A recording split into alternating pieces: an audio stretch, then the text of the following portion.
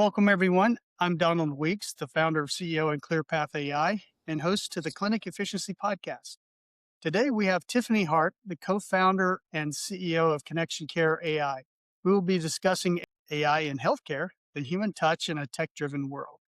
Welcome, Tiffany. Thank you, Donald. It's such a pleasure to be here. I am very excited. Absolutely. Well, Tiffany, can you tell us a little bit about yourself and how you came about founding ConnectionCare AI? Absolutely. So a little bit about myself. I studied economics. I spent almost a decade at the World Economic Forum in the financial services space of banking, capital markets, insurance, and asset managers. And then after that, went to startup and consulting. There's always been a passion around senior care. And I happened to get on a phone call with my co-founder on a lunch date talking about AI connecting people for actual human connection. And it was during that date that I had proposed my idea of like, I see this gap with seniors and being lonely, and I feel like AI can go ahead and solve it. It just so happens that he is the CEO of his own AI company for rapid generation, Brandon Wilson, in Steady Dynamics. But what is it? He was like, we can do this. I have the technological, ability to make this happen. And so we're like, yeah, let's just do it.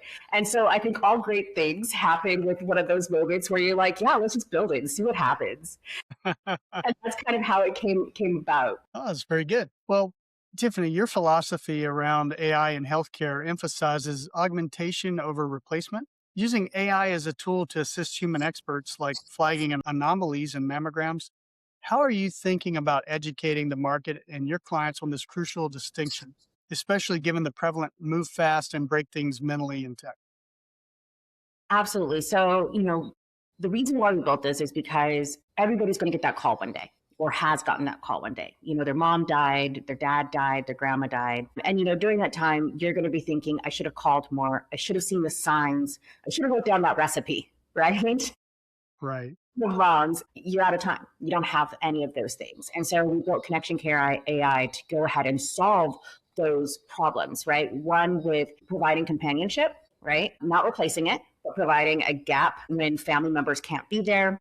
Additionally, going ahead and seeing those patterns that we don't always see. We're too close to, we can't see the forest of the trees. And then also memory preservation. So really thinking about those recipes and those things that we never get a chance to write down. But when you're talking about run fast and break things, I think that people have to understand that these are people's lives at the other end of it, and they should build all of their AI with that, thought of care, right? Although I'm not performing brain surgery here with this device or detecting cancer, nevertheless, the interaction and the impact that it has on people's lives in the day to day is just as significant. And so we really spent a lot of time building out that architecture with psychologists, therapists, clinicians, Arizona State University, speech pathology, and all of these people to really go ahead and understand what are the risks, how can we mitigate those, and how can we go ahead and provide a product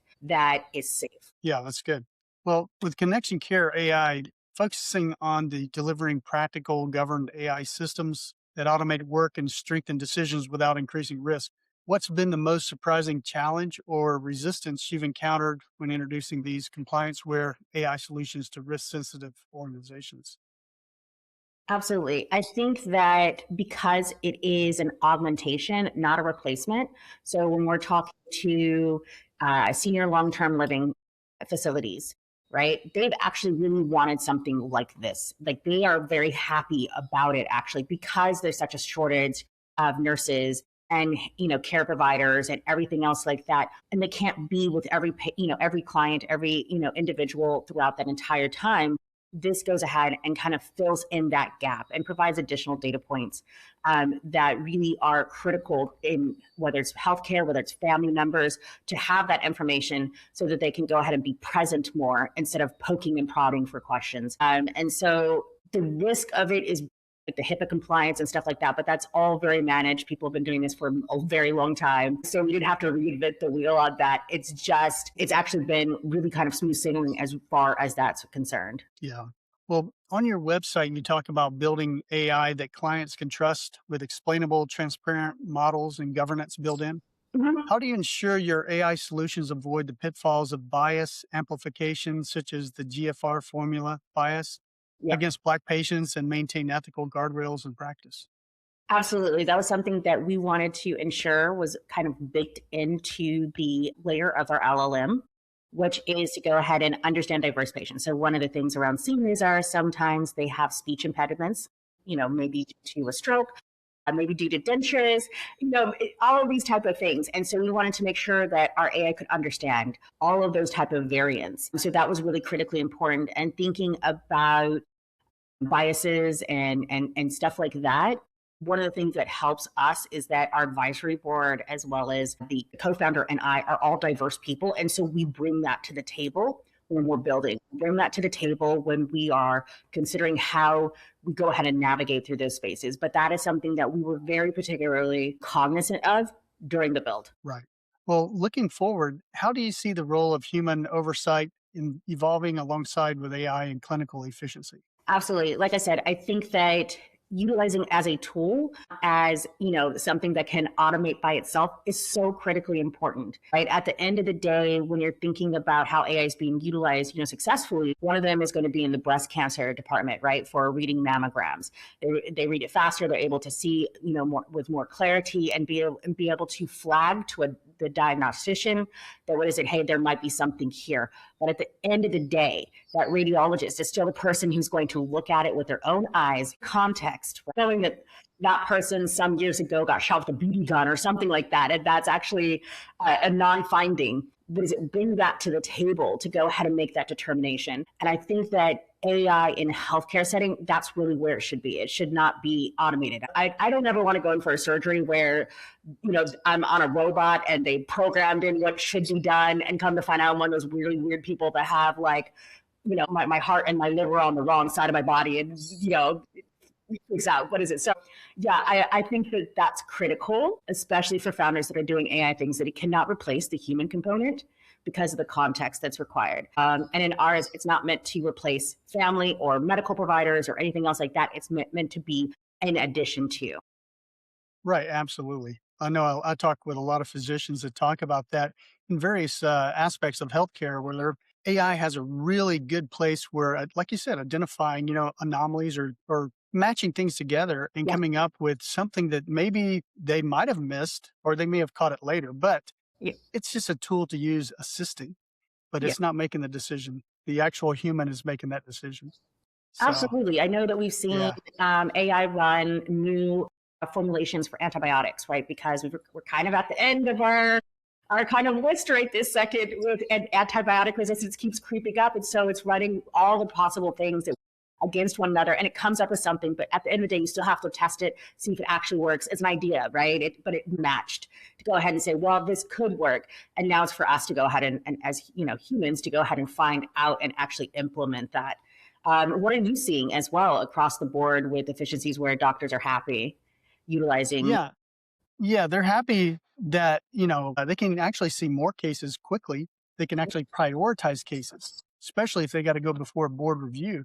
They're Yeah. saying, this really helps to identify those critical cases where in the past they would sit there with 30 cases, sit down for a few, for an hour, and Yep. they go through all these cases, this one looks good. Yes. Okay. This one looks good. Yes. We'll, Yeah. continue with this particular regimen. But they get to the last one, the last 5 minutes, and it's the most critical case and they don't have time to review it. So they said, yeah, the AI is really helping in that regard now, where they can actually, focus on what makes, what needs their time, and attention. So that helps. That's Yeah. really amazing. And yeah, we saw it in financial services for risk really early on, that it was able to flag like transactions that were the highest risk. What is it versus, some poor guy back there, like going through 2,500 transactions and being like, well, this one looks a little suspicious. This one doesn't. But what is the real risk that's attached to that, suspicious transaction? Because you really want to get those, right? You care about the, Absolutely. it's not the small ones. That's right. That's good. Well, what types of signals or metrics are you really honed in on to ensure Connection Care AI continues to prioritize human safety and well being as it scales? Absolutely. I think that there's two factors. So one, like I said, we use auditory processing. and Hmm. signals across a longitudinal model to go ahead and make determinations around engagement, cognitive decline, some aspects of mood. All of these things are kind of standard practice. But, one of the things that I think me and my co-founder really have is the foresight to know we don't know what we don't know. So I think constant improvement, I think constant engagement, it'll continue to get better and better with time and with additional user bases. Absolutely. Well, considering the critical need for human oversight in healthcare AI, Mhm. what's the one piece of advice that you would give to other founders or leaders in regulating industries who are just beginning to explore AI implementation within their organizations? I think this is a really great question, and one that was posed at a founders dinner that I just went to last night. And it's the wild west right this second, as far as regulation is concerned, is pretty much open to anything, outside of healthcare. Healthcare has a little bit more regulation in it. But at the end of the day, I think that even without those regulations, as a company, as a founder, as a person that's working in AI, that it's your responsibility to go ahead and build those ethics and the understanding and the ripple effect, and making sure that you're not in an echo chamber of everybody's like, this is the coolest thing ever. You want people who are like, no, this is terrible. I see, HAL 3000 or whatever, not opening the bay door to let grandma out, because her ring went on the fritz. You have to really consider, like, one, people aren't going to use the device as intended, and like 90% of the time, maybe not 90, but there's going to be a good portion that won't use it as intended. And so you have to build that in. You have to think of it from that part. I find it funny that when Microsoft first launched, there's Bill Gates and he's watching Bruce and he's like, it's intuitive. And the guy took Microsoft and just dumped it into the trash can and the whole thing stopped working. And I just remember that like he just never anticipated that that's what a person would do, like to Right, and that's pretty much how you have to build things, is you never know what's going to happen, and you have to think about that and looking around walls, looking around corners and things of that nature. right. Absolutely. Well, what else would you like to share with our audience? They're mainly medical practices and clinics. What would you like to tell them when they're looking to adopt AI? Absolutely. I think that you don't need to adopt AI everywhere. You don't necessarily need agentic models running everywhere. You don't need agents all the time, right? You have to really think about what are the spaces in which you need improvement in efficiency, right? For either time or cost, and then figure out whether or not that particular service, AI, or whatever is the right one for them. Understand there's a learning curve. So I find a lot of frustration really happens in the first, 3 to 4 months when people are learning the new process, like everything else, like Epics and every other system that we had to get onto. Don't judge it in the first 4 months. Judge it, the next 4 months, right? And say, like, is it really efficient, or does it actually add to my workload? Because a lot of things are throwing it all over the place, and it's actually slowing people down and causing more time delays. I think you gave a great example of it with the AI note taker. If there's more than one healthcare provider in the room, the note taker gets kind of confused as to who's speaking and thinks maybe it's the patient speaking and so forth. That's right. Trust, right? Like, people should be That's able right. to opt out if they don't want it.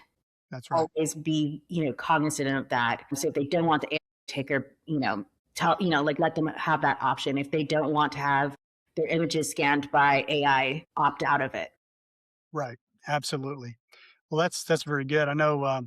Also, as you're looking to improve things, I've found it's more important to talk about the why. Why are we doing this, or why are we even exploring this with the employees and the staff, so they know why we're doing this. What's our real? What are we trying to get out of this? Rather than just saying, okay, here's something we're going to start using.